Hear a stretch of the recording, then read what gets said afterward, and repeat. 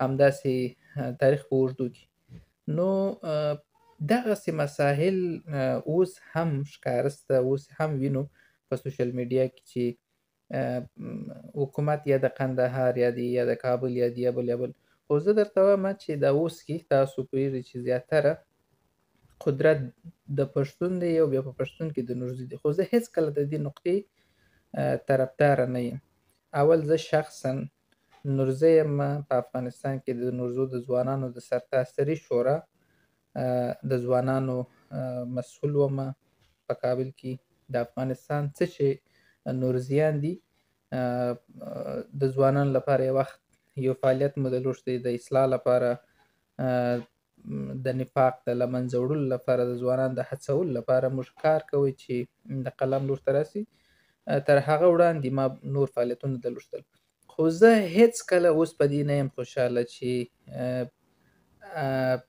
د دې قوم په لاس کې دې واک او دا قوم دې د یو خور، د یو ورور، د یو چا د زده کړو د پرمختګ د مهار سبب وګرځي. دا ماته شخصا ډېر دردآور ده.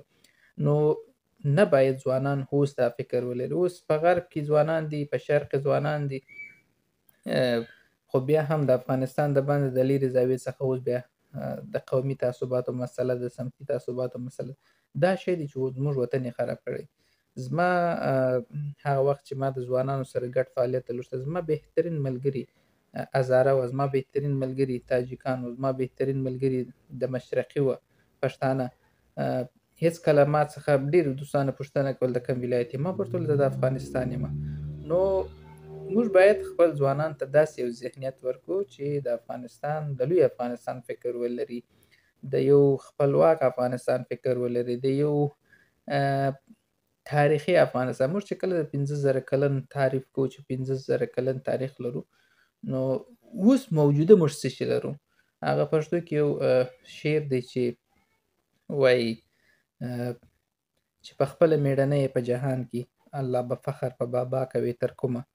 نو چې خپله په اوسني حالت کې موږ یو شی ونه سو، اوس هم په قومي ژبني تعصباتو باندې بوخت اوسو، نو د پلار ویاړ خو هغه شی دی چې موږ ته تاریخ ایښی دی. اوس هم په دې باندې کله چې د زموږ په اصطلاح باندې ویل، کله چې د تنګسي یا هغه د سخت وخت راسي، نو بیا وایي چې والله زه خو ابدالي پیژنم، زه خو هوتکي پیژنم، زه خو سلطان محمود غزنوي پیژنم، زه شیرشاه سوري پیژنم، او یا پخواني خلکو ته برته تکیه کوو. نو زه ځوانانو باندې بیا دا غږ کوم، څومره چې کولی شئ د یووالي پیغام راوړئ، تعصب پرېږدئ، سمت پرېږدئ، ولایت پرېږدئ. هغه چا چې د آیډیا هم درلوشتل اوس هغه نشته ستاسو سره. په دې باندې دردېږو چې د لرې خپل د وطن انځور ګورو چې داسې یو انځور لري چې اوس پکښې کې اکثریت ولس، نه اقلیت یادوم بلکې اکثریت ولس اوس ناراحته دي، ځکه چې د زده کړو مسله چې د هغه خویندو ځوانانو ته، هلکانو ته، نارینو ته باید خلاصې، بلکې اوس هغه طبي انسټیټونه هغه هم بند دي. دا هم رساني مسله ده چې د دې هم رساني لغات سره اوس بیخي حساسیت پیدا کړی. نو دغسې مسایل نه باید مطرح سي. په تیر تاریخ څخه پوره موږ تاسو درس واخیسته. تېرې 20 کلنه دوره کې بشپړ هغه درس واخیستی چې د کوم ستونزو مشکلات سره موږ تاسو مخ وو، کوم ستونزو مشکلات مو تجربه کړه. نو ځوانان نه باید د لرې زاویې څخه اوس هم د وطن لپاره منفي فکر ولري، اوس هم د جلاوالي فکر ولري. دا هغه څه وو چې موږ مخکې تجربه کړه.